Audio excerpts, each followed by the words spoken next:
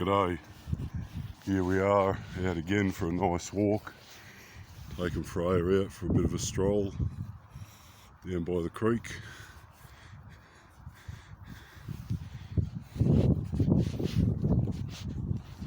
So I wanted to point out something that's fairly poignant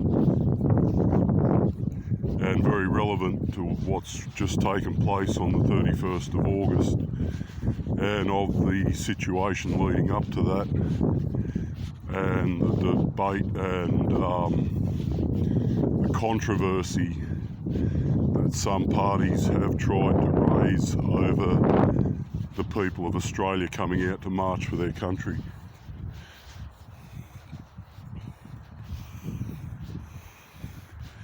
And I guess I'm going to title this, Who Are the Real Nazis in the March for Australia? Who are the real Nazis? Who are behaving like Nazis over the whole issue of the March for Australia? Is it the people of the Commonwealth of Australia who are concerned about their country and are concerned about what they can see happening to their country and their culture and their livelihood, and also that are concerned about what sort of opportunities, what sort of country their children will have to inherit from them? Are they the Nazis? Or is it the people on the other side who are the ones who are actually throwing around the word neo-Nazi and Nazi and hate and un-Australian? Right, the people who are actually throwing those words around in an attempt to browbeat and vilify and manipulate the opinion of the people of the Commonwealth of Australia, the average everyday person who's actually concerned about what he can see or she can see happening in a country at this point. Is it those people, the ones who are actually using the word Nazi? You don't hear the Aussies calling the Australian government Nazis, but you do hear the Australian government, and through their mouthpiece, all the mainstream social media channels, ABC, 7, 9 and 10, their news outlets, you certainly hear that word getting directed toward the people of the Commonwealth of Australia. And the government is on record for saying that the Australians who are marching for Australia are actually un-Australian, right, and that they're hateful. If you watched my video presentation or my footage, my documentation of what actually took place on the 31st of August in the March for Australia in Canberra, you can see clearly where the hate was coming from and where the un-Australian attitude was coming from. It wasn't coming from the people who were standing there with Australian flags. It was coming from the people that the Australian government actually supports and endorses and has chosen to side with against the people of the Commonwealth of Australia, against their own people, against the people that put them in power, basically. There's a sense of grim and irony in that, but there's also evidence of a large betrayal of trust.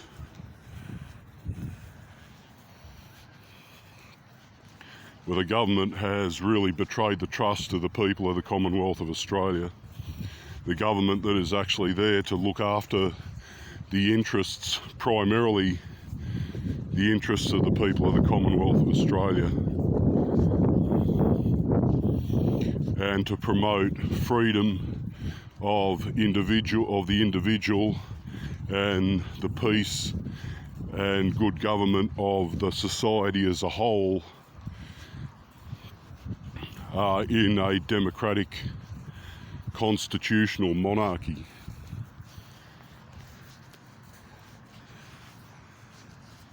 But when you look at the way the government's behaving, whatever they say with their mouth, the evidence is actually right there before your eyes by what they're actually behaving, how they're behaving, what they're putting their approval on, and what they're actually rejecting, and how they're legislating our society and the sort of policies that they want to use to govern this country. So who were the real Nazis on the 31st of August? Was it the people of the Commonwealth of Australia who came out to march for their country and show patriotic pride and responsible concern for what they see happening to their nation? Or was it the people who were standing against them and who, leading up to the 31st of August, have been labelling them as Nazis and hateful people and un-Australian. And that's been coming straight out of the Parliament, straight from parliamentary members. It's been coming over all the mainstream media channels, and it's also been coming through a lot of the social media people, independent social media people. People like Topher Fields, who I thought would have better sense, considering his stance on the government and what the government is actually trying to enforce and impose against the will of the Australian people on Australian society. When I say against the will of the Australian people, the majority of Australian people, and that's why you saw so many people come out, man, on the 31st, because a lot of Australians, I would say the majority, are not happy with the way this government is behaving itself. And I have the footage to prove it, at the March for Australia Canberra rally. The main sentiment was not a racist sentiment.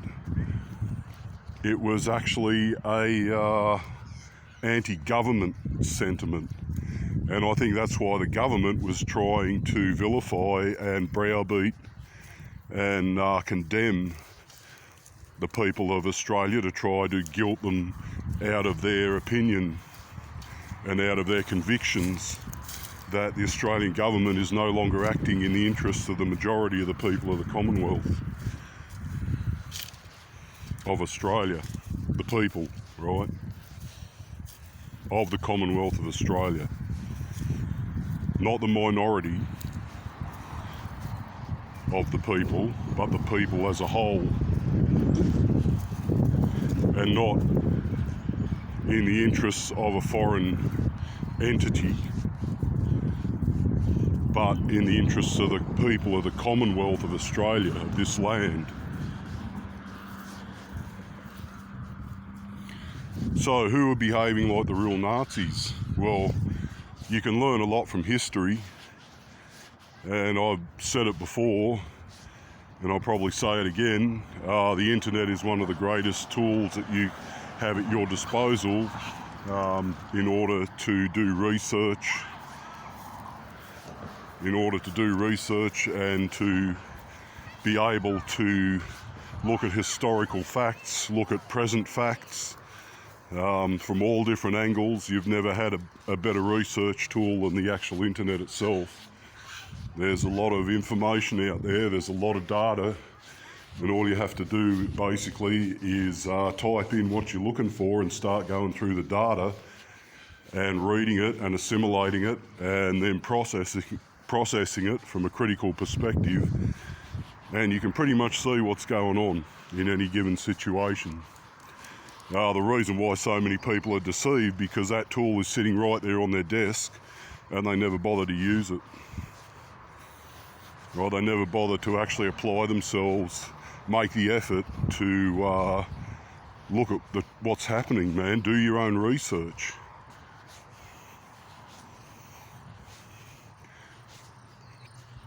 You say, well, I shouldn't have to. No, you shouldn't have to.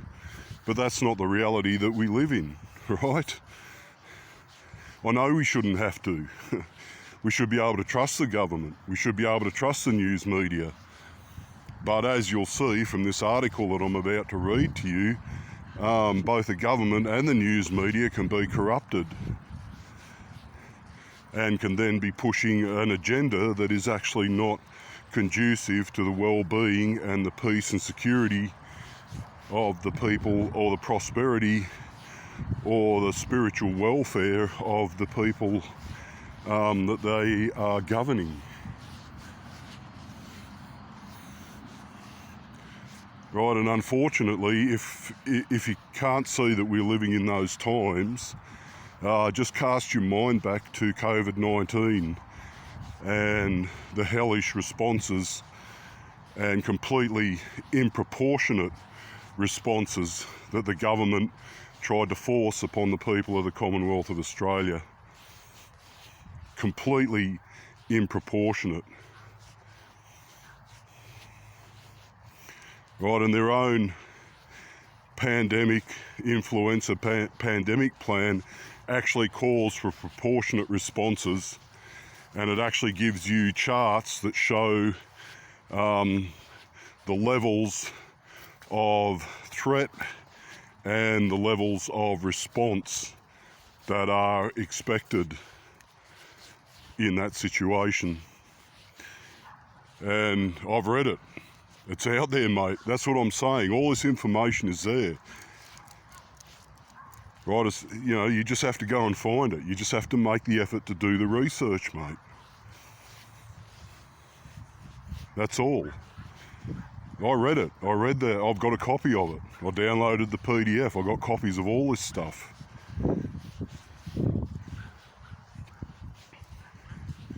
And according to what their own influenza pandemic plan, health response pandemic plan, has to say, I don't even believe that because of other information that I've got, but say there was a viral contagion called COVID-19 that had reached a pandemic proportion. The threat level, according to their own plan and their own charts, was only a first or second level threat. Really, it was only a first level threat. Now, you can go and look at that for yourself, mate. Go and download it, go and search for it, man, and read that material. All right, look at the charts. So you had a level 1 threat, which is the lowest level threat, right? And they responded with a level 5 response, which is the highest level, most coercive response that they could possibly have taken. So you can see there was a vast disproportionality in the way they responded from the actual threat to the actual response. There's a lot of other interesting information in that document as well, concerning the use of vaccines too. And they went against all of that stuff, you know. That was 10 years in the making, just about. Peter Dutton actually was the minister under whom that plan was released, and it was an update of a previous plan that took him 10 years to do, and however much government money, or taxpayers' money I should say, that they actually spent to do that over 10 years, and yet they didn't take heed to one word of it. They did not implement that in any way, shape or form. They actually went with the responses that they were encouraged to follow through Event 201, which was a Bill and Melinda Gates Foundation, Johns Hopkins University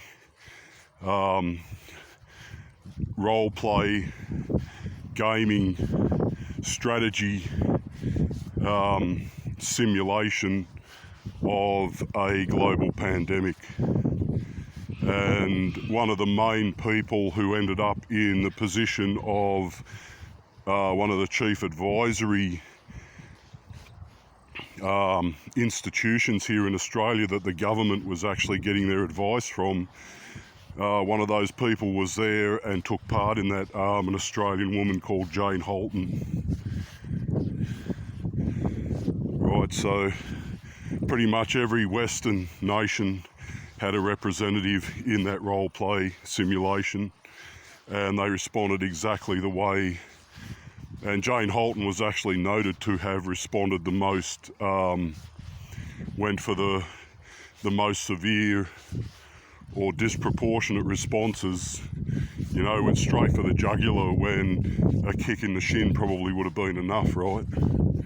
That was her attitude and her response to the threats that were given to them in that simulation. Well, go and look this stuff up, mate. It's not me just talking crap. And it's not conspiracy theories. These things actually happen, man, and there's documented evidence. That evidence will probably begin to get harder and harder to get shortly. Because of what I'm about to read to you here.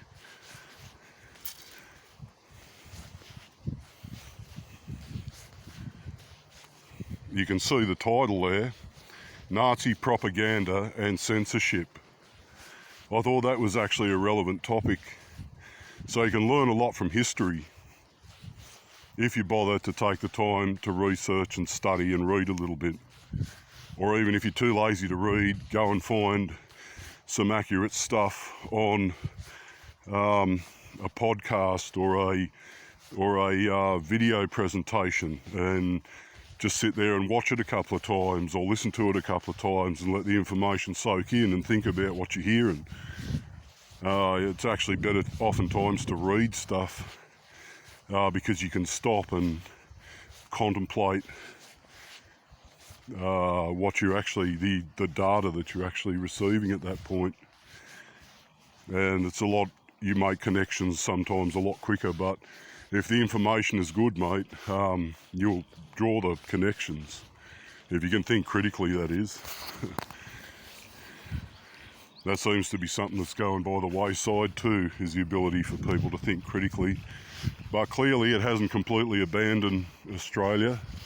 I was proud to see so many everyday, ordinary Aussies, mate, who obviously have been thinking critically about what they're seeing going on in their country and have come to the conclusion that, yeah, this is no good. What this government is doing is no good. There are a lot of families there. There were children there. Right. And they weren't in any sort of danger from anyone, even though there were thousands of people there.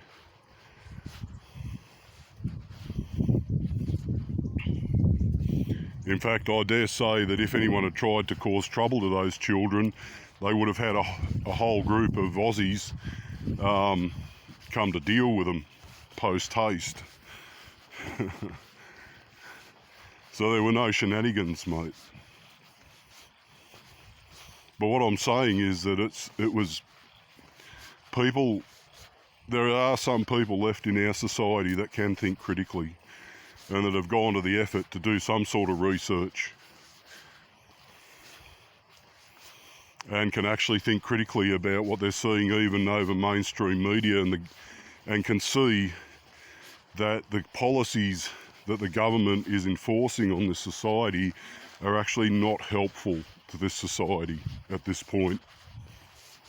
They're far from helpful. They talk about division, right? They like to use that word too. Apparently the people who came out and marched for Australia were causing division in society, in the Australian society, and they were lambasted for that as well by the government. And yet the people who are actually causing the division are the ones that the government is sheltering and protecting and promoting, while at the same time having to admit that they are the cause of the trouble. Even to the point where they expelled one of their diplomats from this country. And they had to admit that the divisive element within our society operates through proxies, right? Tracing it back to a particular point of origin.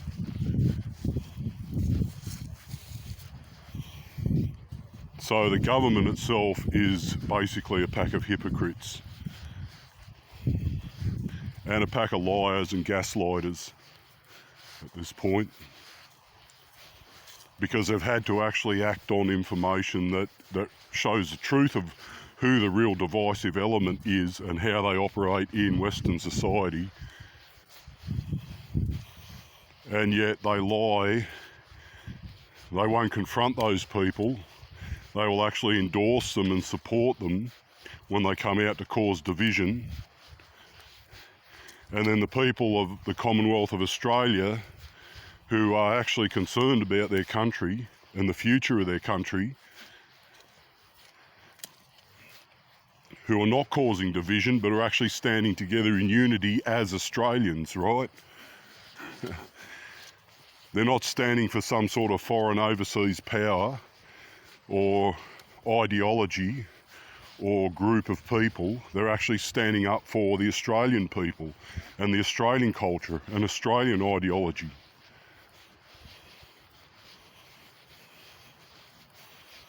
And yet they're the ones that are called un-Australian. So the government are hypocrites and liars and gaslighters to make it worse. And that's clearly seen by their actions, right? Don't listen to what they say at this point, just watch what they do, right? Because what they do and what they say are two different things, man. And the effect of what they do is what's going to actually make an impact on your day-to-day life. That's what you should be concerned about. Not listening to some mealy-mouthed, silver-tongued weasel spewing his rhetoric, his gaslighting rhetoric.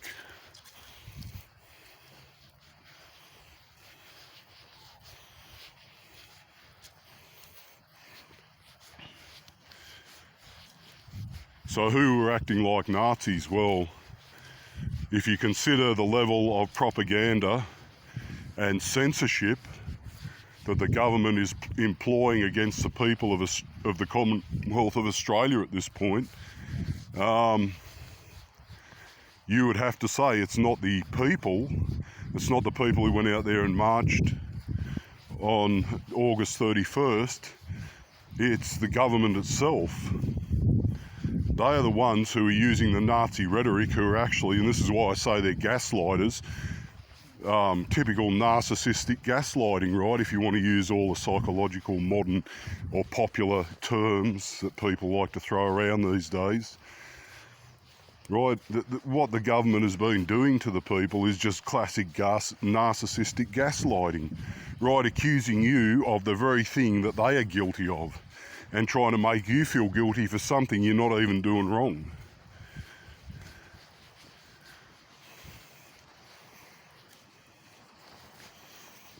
Disgusting behaviour, man. Absolutely disgusting, immoral, degenerate behaviour.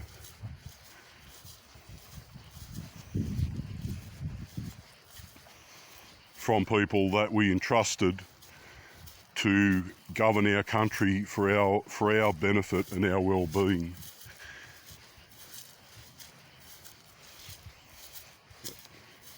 And if the people who are governing you are attacking you in that manner, like a narcissistic gaslighter, right, how can you then say that those people have your best interest at heart, even though they claim to? And that's, again, once again, the classic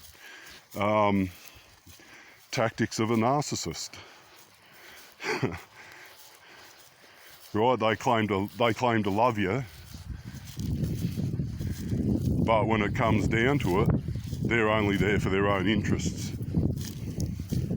And their claims of love and help and support are only there to further their own ends, as a means of manipulating you so that you will just do what they want you to do.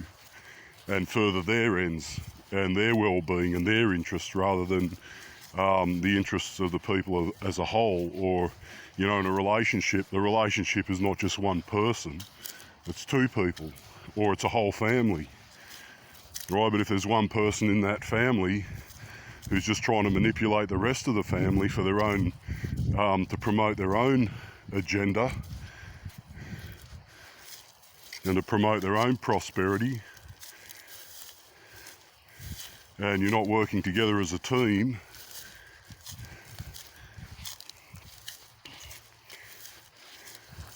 and every time you try to draw that to their attention, they then go on the attack against you. Well, yeah, guess what? Where the problem is.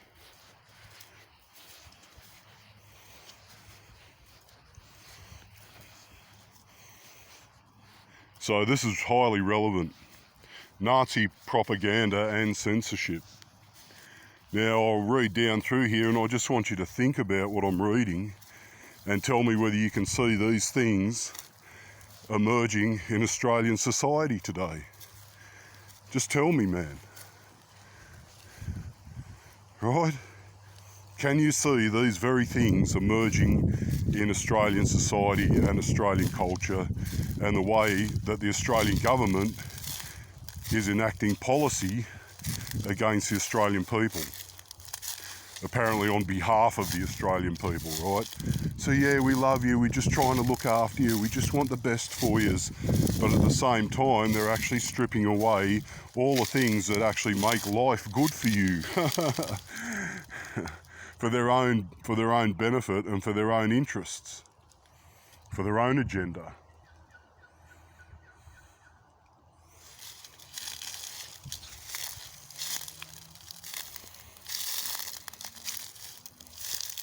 Let's read. The Nazis wanted Germans to support the Nazi dictatorship and believe in Nazi ideas. And that's exactly the same as the Australian government today.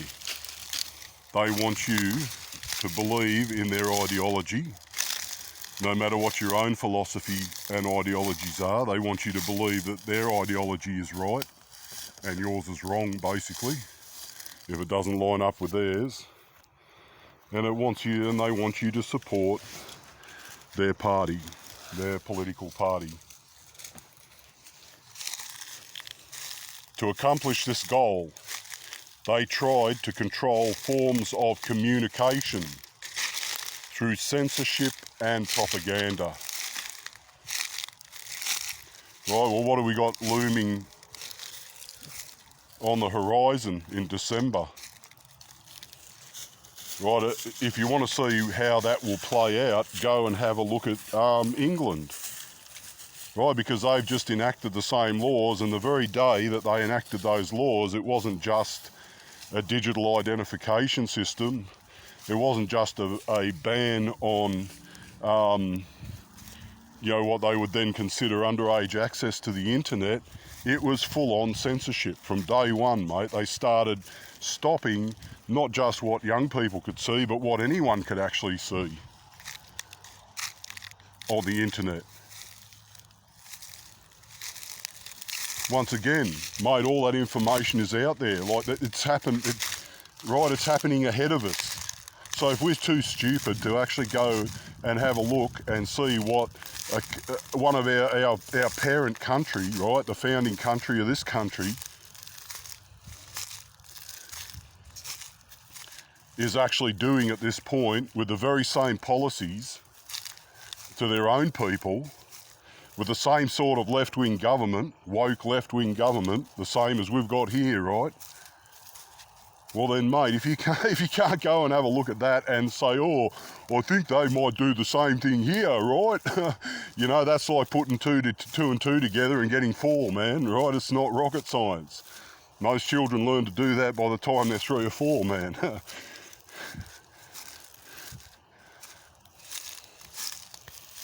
I'm sorry, I don't mean to be belligerent or condescending, right? But it just works me up, because The evidence is right there before your eyes, mate. You've even got it happening in real time right in front of you, you know. And I'm not saying everyone who's listening to this is that ignorant, but it seems to me that we're in this position because people are so ignorant of the things that are happening right before their eyes and their unwillingness to acknowledge those things. It drives me crazy, man. It drives me crazy because it's all there and you just have to look critically at it for about 10 minutes, right? And you'll begin to get a picture of what's actually happening.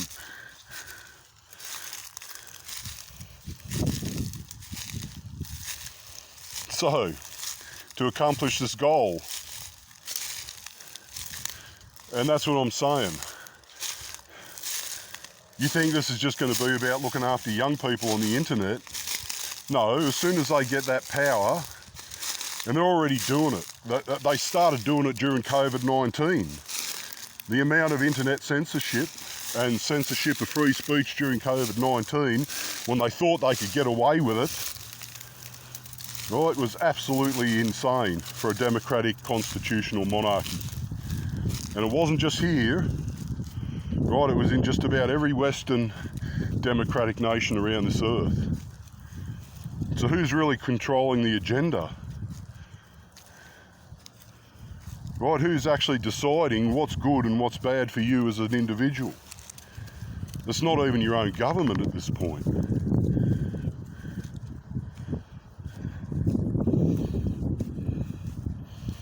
Because how can you have something happen all around the world and it just be coincidence that it's happening everywhere at the same time? Right, no one really, I don't think there's anyone that would be stupid enough to argue that point. So obviously there's a third party involved. Other than the people of the Commonwealth of Australia or their elected government.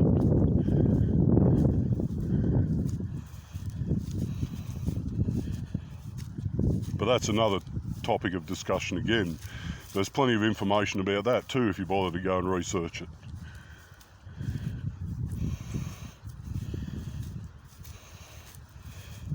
But the problem is that if you give the government your little finger, they'll take your whole arm with it, right? Like trying to feed a great white shark. You hold out the chicken carcass, and it's not just going to take the chicken carcass, man, when it jumps up out of the water. It's going to latch onto your arm as well, mate, and sever your forearm with the chicken carcass too.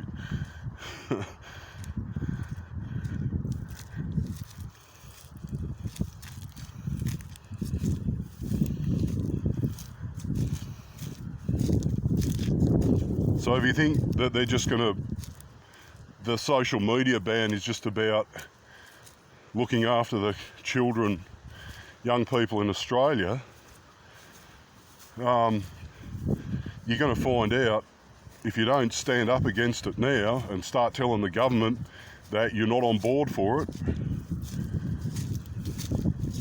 that you don't consent to their contract that they're putting out there, then you're actually going to lose your freedom of speech and your access to information at the same time. You're going to come under the same sort of trouble and we're already seeing it. This is why I'm reading this out, because you can see these things happening in real time in Australia right now, and it's only going to get worse if the Australian people let it, right? If they just keep countenancing the government and countenancing their bad policies and turning a blind eye and sitting on their hands and letting the government just run roughshod over them. Right, and it's a government who's not even interested in you as an individual, as a person of the Commonwealth of Australia. At this point, you're nothing but a virtual identity to them anyway. You're not even a person, mate. You've been a number for a long time. You've just been a number in their system, and now you're going to be a virtual number. Right, you've been a legal fiction in their system because of the way that their corporate contractual governance works. It's not constitutional government. Constitutional government at least recognises the man who lives on the land, who's either a free man or a servant of the Crown in our Constitution. Right, that's the terminology that's used in that document. You're not even recognised that way under the sort of governance that the Australian government is operating under. And even that level of acknowledgement will be stripped from you, because then you will only be a digital identity, right? Your digital identity is going to be more important to the government and to the people who are worried about it, who are worried about accessing government services or corporate services.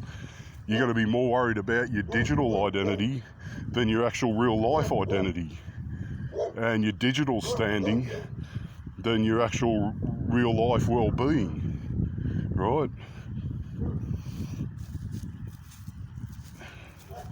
So they're even stripping that level of identity from you, to the point where you're just a completely digitised blip in their system.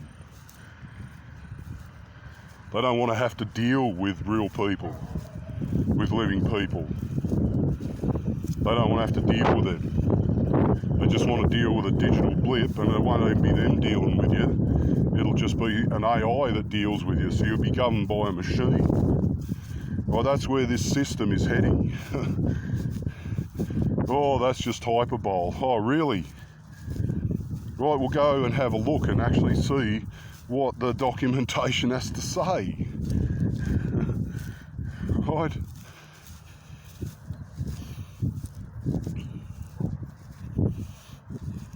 Anyway, to accomplish this goal, they try to control forms of communication through censorship and propaganda. So, question 1, can you see that happening in Australia today, right now in real time? This included control of newspapers, magazines, books, art, theatre, music, movies, and radio. Right, so all of those things have a modern equivalent, or they are still in the same form today as they were back then.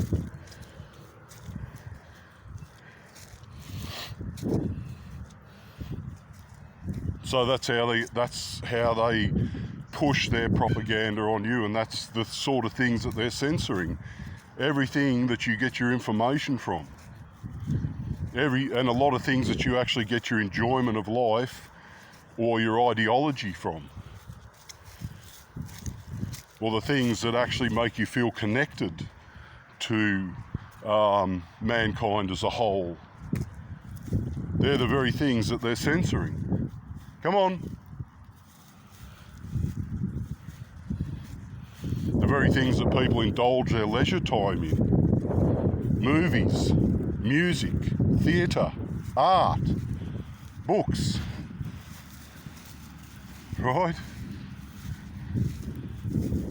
Those were the avenues by which the Nazi government sought to control the opinions and ideology of the people of Germany during their regime. Sound familiar?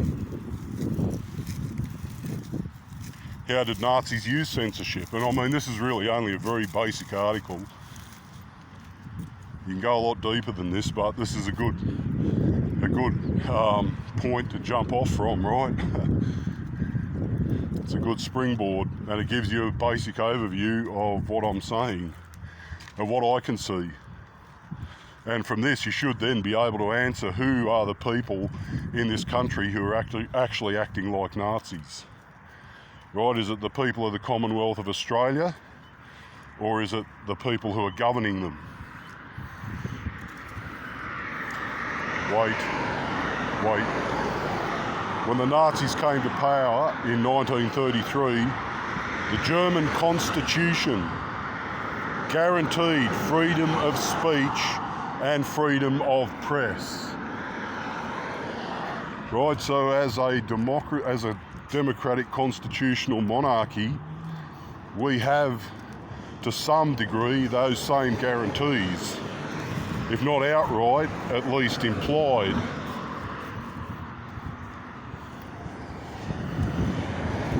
As a Western democratic constitutional monarchy, we have outright, explicitly, freedom of religion in this country.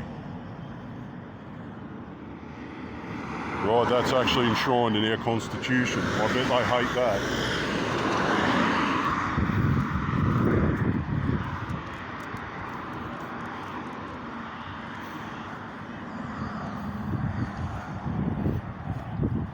Through decrees and laws. So why is the government always making laws and policy and regulations? The Nazis abolished these civil rights and destroyed German democracy. Starting in 1934, it was illegal to criticise the Nazi government.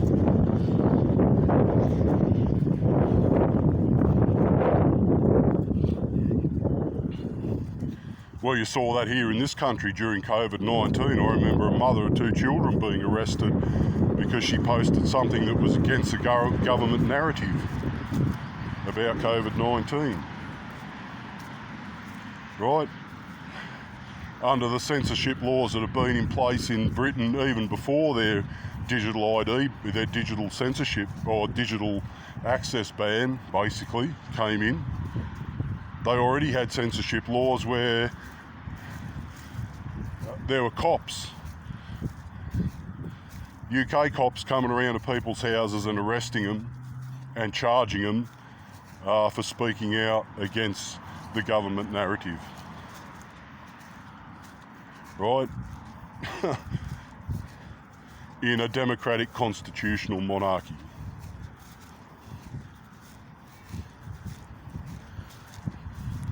And this is exactly what the Nazis were doing. 1934, it was illegal to criticise the Nazi government. Even telling a joke about Hitler was considered treachery. Well, that reminds me of another group of people. You know, as a Christian, there's a lot of people that make jokes about Jesus Christ and about Christianity and about God and mock and carry on. And it upsets me because I love the Lord and I know what He can do to help people.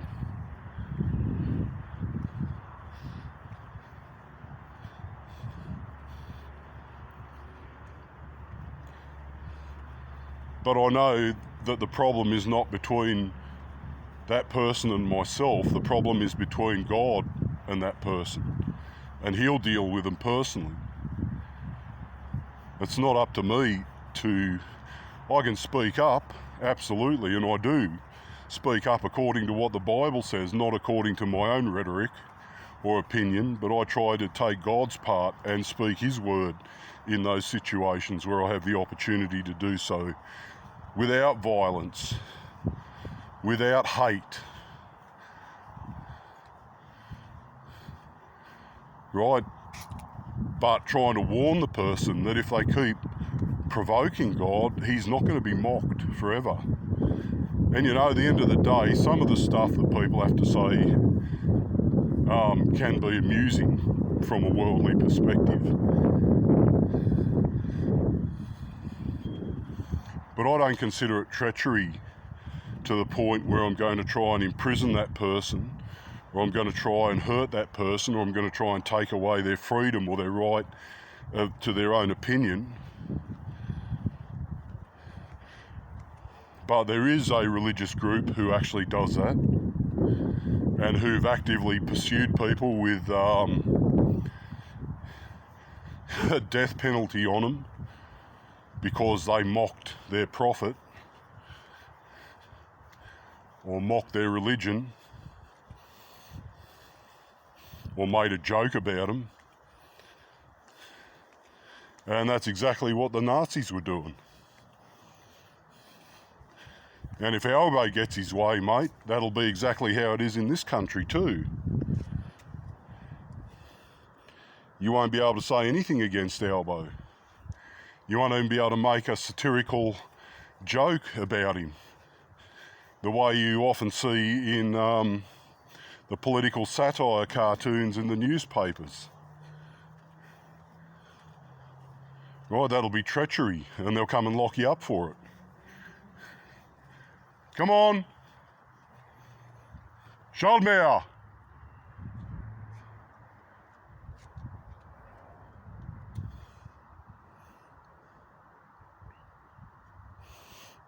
Good girl. People in Nazi Germany could not say or write whatever they wanted. Just let that sink in.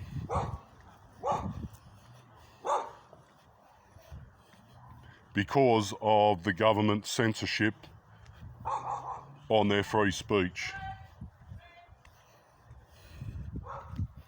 Examples of censorship under the Nazis included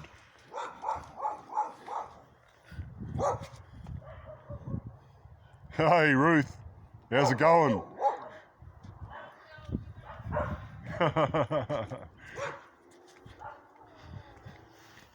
Closing down or taking over the anti-Nazi newspapers. Controlling what news appeared in newspapers, on the radio, and in newsreels. Banning and burning books that the Nazis categorised as un-German.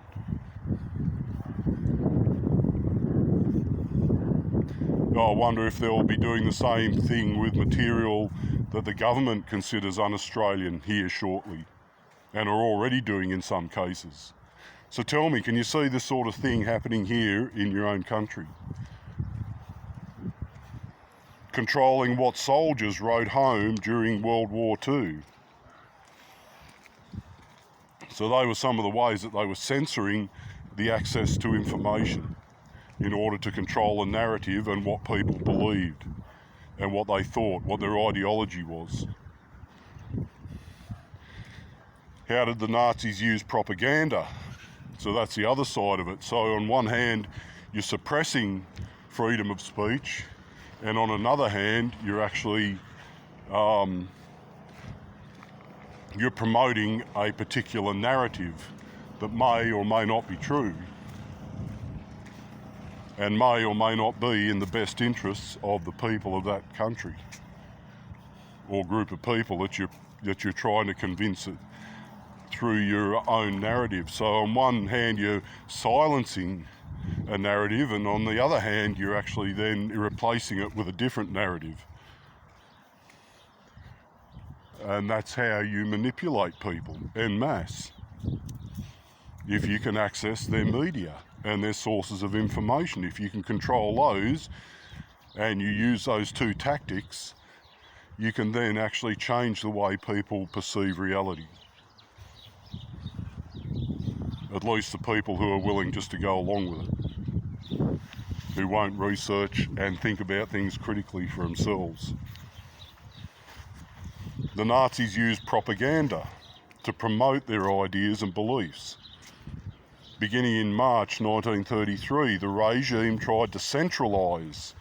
That's a big word, that's a buzzword today too, mate, centralise. Watch out for anything that centralises access to information or access to funds or wealth, or access to housing, or dispersion of population. Right, the whole system today is about centralising. Because why? Because it makes things easier to control. Right, if you've got people dispersed all over the place, you have to deal with them as small groups and small pockets, and you have to do it over and over again. If you've got most of the people in one place, you only have to hit them once, hit the area once, and it's done, mate, and you've actually reached the larger proportion of the population. Steady. The regime tried to centralise its propaganda efforts in a new ministry led by Joseph Goebbels. This ministry was called Reich Ministry of Enlightenment and Propaganda. So they're going to give you light. They're going to enlighten you. These are the people who are the Illuminatis. The Nazis used a variety of propaganda tools. Good girl. Good chomper. I know, it's Ruth, I know.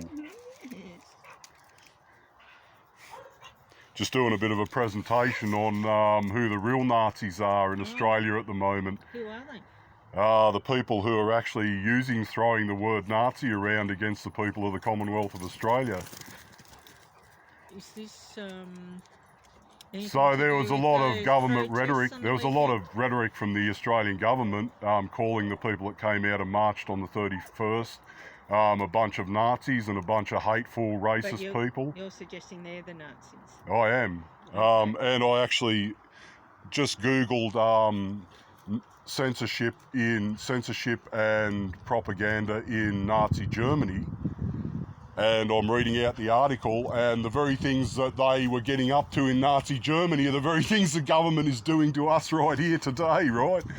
So, I mean, I'm not saying they might be right-wing, but I'm saying that they are actually the ones who are acting like the Nazis, not the average everyday Aussie who came out to wave his flag because he's concerned about the country. I actually went and I got footage. It's on my phone. I got about an hour and a half's worth of footage. It didn't go for that long here because Canberrans don't like to be too discomforted for too long, I guess. Well, they had it staged for 2 hours, and most people stayed for the 2 hours. And they started at Regatta Point and just marched up to the front of Parliament House. They had that marquee down at the lake. Yeah. So I went there mainly to document it. Because everything I'd seen on not just mainstream media, but also a lot of the social media people, independent social media people, were saying, don't go, it's a neo-Nazi event, blah, blah, blah. So I went, took my phone and documented it and got the footage. And yeah, I could see clearly. Hello, Sorry. Hang on, just wait a moment. Yeah. I've got to go. All right, take it easy, sister. I get it. Yeah, mate. Yep.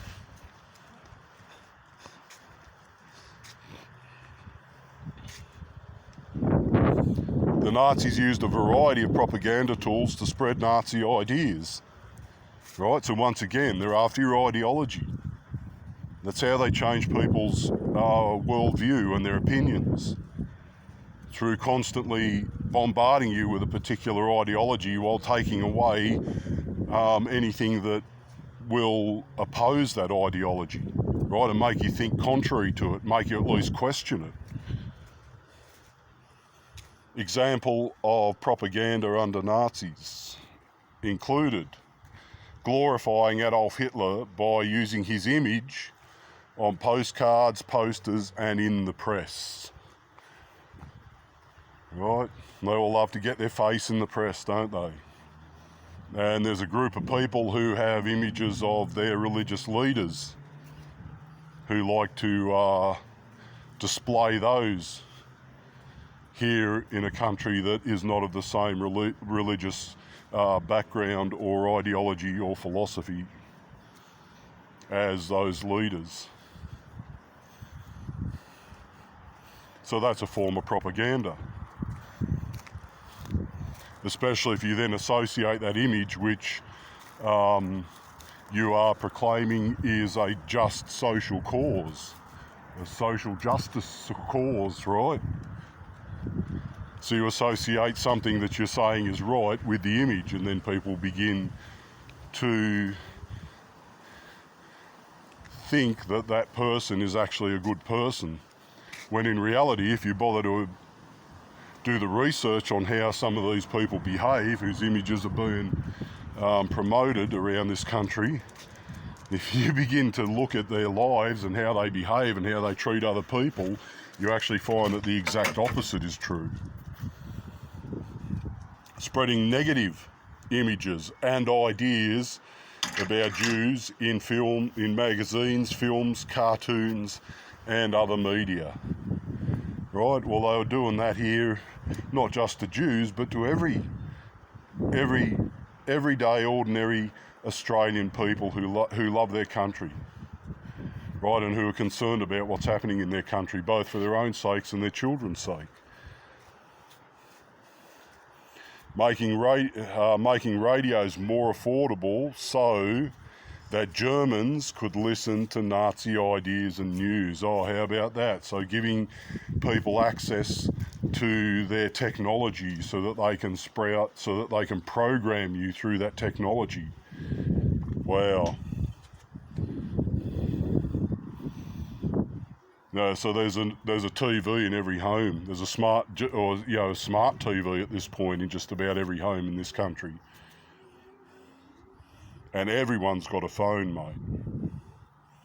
And everyone uses it for social media and for mainstream media.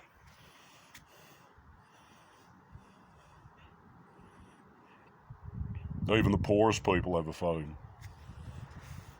So, making radios more affordable so that more Germans could listen to Nazi ideas and news, using the technology to indoctrinate you. Broadcasting Nazi speeches on radio and public loudspeakers.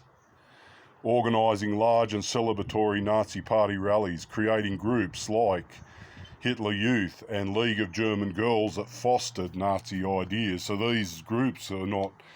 It makes me wonder where a lot of the splinter factions in our society are coming from. Right, if the Nazi government was doing that, what's the Australian government up to? There's certainly a lot of institutes and organisations and foundations that put forth all sorts of different ideologies, and most of them are either endorsed, supported, listened to or funded by the government on some level. Very interesting, that. How did propaganda and censorship work together? Textbooks. Let that sink in, mate. So if you don't think they're coming after your children, guess what? They had it sewn up, mate. They knew how to do it. Textbooks are a good example of how propaganda and censorship worked together in the Nazi regime. Nazis used both propaganda and censorship to control what students read in school. Let that sink in. Now, can you see that happening here in your Australian culture and your Australian society? Nazis used both propaganda and censorship to control what students read in school. Nazi censors removed some textbooks from classrooms. New textbooks taught students to obey the Nazi Party, love Hitler and hate Jews. Right? And you know what I saw on the 31st? I've got the footage, go and have a look at it. It's on my YouTube channel under the title, The Contrast Between the Haters and Between the Aussies and the Haters. The contrast between the Aussies and the haters. Right, and most of the haters that were there were the people that the government supports, and most of them were uni students, man. I'd say at least 60% of that crowd were uni students. Right, so where is the hatred being incubated and fostered and bred? Right here. Right, what does it say, mate? The students. So they go after your kids, right? Because your kids are there to learn and to prepare themselves for their future life as adults. And their minds are susceptible, a lot more susceptible to new ideas. And they're looking for ways forward, right? And if you promote a particular ideology and you ram it into them and disqualify or vilify everything that's contrary to that ideology, well, guess what? A lot of them will embrace when they come out of those places of learning, or while they're even in those places of learning, right? That's crooked. That's so crooked, man. All right, and I'll end up just by reading this. And tell me if you can see any of this happening here in your country too. Key dates, May 10th, 1933, Nazi book burning. So getting rid of information, destroying information. Limiting access, the access of the majority of people to information. During the spring of 1933, Nazi university student organisations, professors and librarians put together long lists of books they think are un-German. Like un-Australian. Who uses that term? Un-Australian. Right? The same ones that are throwing around and calling Australians Nazis. Throwing around the Nazi term and ideology. But, yeah, the term un-German, right, was used by the Nazis, or at least according to this article. These lists include books written by Jewish authors. They also include books by non-Jewish authors whose ideas conflict with Nazi ideas. So you can't have anything that speaks up against the narrative and the ideology of the people in power, of the government that's in power. Wow.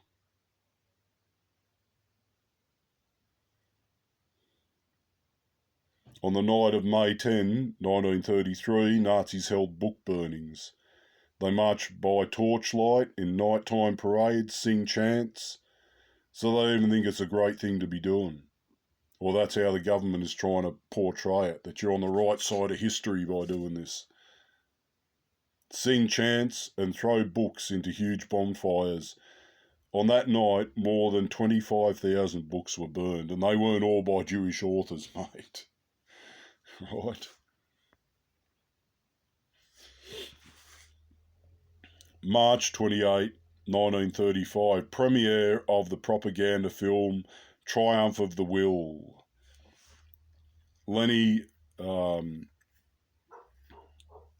Riefenstahl's propaganda film Triumph of the Will premieres in Berlin. So they're using Hollywood, man, to manipulate the way you perceive reality and to try and change your ideological perspective.